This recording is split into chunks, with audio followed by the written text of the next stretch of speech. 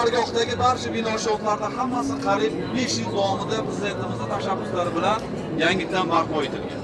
Bugungi kunda aziz mehmonlar, mana 10 ming kishilik masjid kirib kelishda, to'rt tarafida 4 ta minoralar balandligi 75 metr. Mana shu maqbarani Hindiston ustalari tomonidan barpo etilgan. Mana shu oq marmar toshlar bu o'sha chet davlatdan olib kelgan Grisiya davlatidan Hindiston ustalari tomonidan barpo etilgan. Ichki taraflariga e'tibor bersak, ichki taraflariga Qur'on oyatlari tulloh suvlari bilan ishlov berilgan aziz mehmonlar.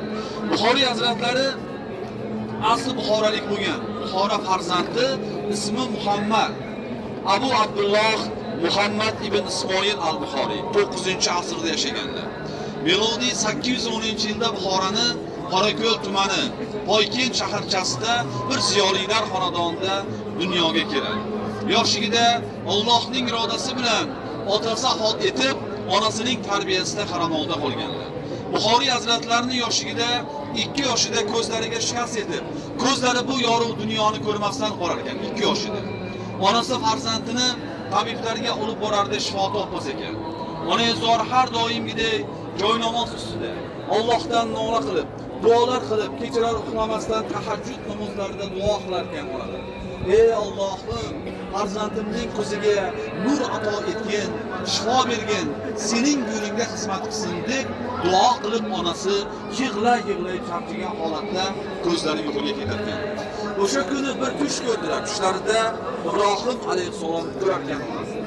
Ey onazor dedi. Seni qilgan tujolaring, toat ibodatlaring Alloh o'z dargohiga qabul qildi. O'g'ling Muhammadni ko'zi nuri qaytarib berib debganlar.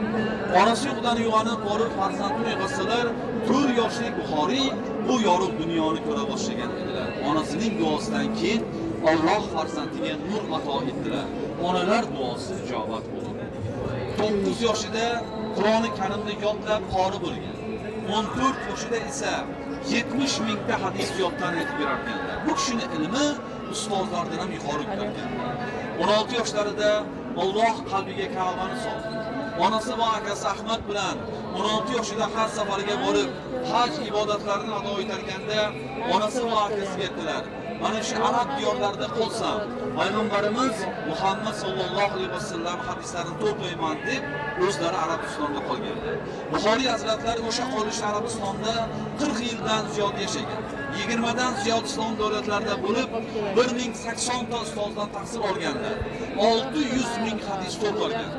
600 ming hadis ichidan ham eng ishonchlarni, sahihlarni ajratib, Al-Jomi asahiy kitoblarini Arabistonda yozdilar. Bu kishining kitoblari Qur'oni Karimdan keyin kitob hisoblanadi. Arablar bu insonga unvon berishdi. Imomul dunyo, imomlarning imomi, hadis ilmining sultoni. Buxoriy hazratlari vatan sog'inchi bilan ona yurti Buxoroga qaytib keldilar. Qolgan umrim xalqimga bo'lsin deb Buxoro madrasalarida hadisdan saboq bera boshlagan.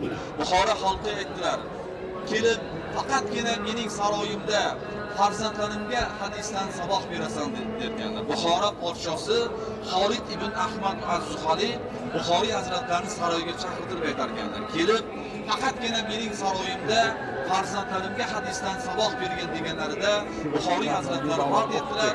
Bu kishini Buxorodan chiqarib yubordilar. Buxoroni majbur tark etganlar. Samarqandga kelib, mana shu Xartang qishlog'ida qarindoshi G'olib ibn Jibril yashaganlar. Buxoriy hazratlari keladi, mana shu dargohda qo'nim topdilar. Bir oz muddat yashab, toblari bo'lmay xasta bo'lib qolib, Ramazon oyining oxirida 61 yoshda vafot etdilar. O'zining vasiyatiga binoan mana shu dargohga dafn qilinganlar.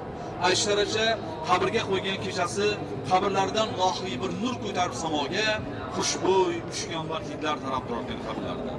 Mana mehmonlar, Buxoriy hazratlarining farzandlari oilasi to'g'risida bizgacha ma'lumot yetib kelmadi, tarixda yozilmay qoldi. Mana shu hayotini ilmga bag'ishlab ketdilar bu inson. Alloh nasib qilsa kelgusi shu kunlarda ham shukrona duolarda olimlardan bo'lib kelaylik. Bismillahirrohmanirrohim. Duo qilaylik, o'tgan daraxtlarga telefonlarni o'chirib qo'yamiz mehmonlar.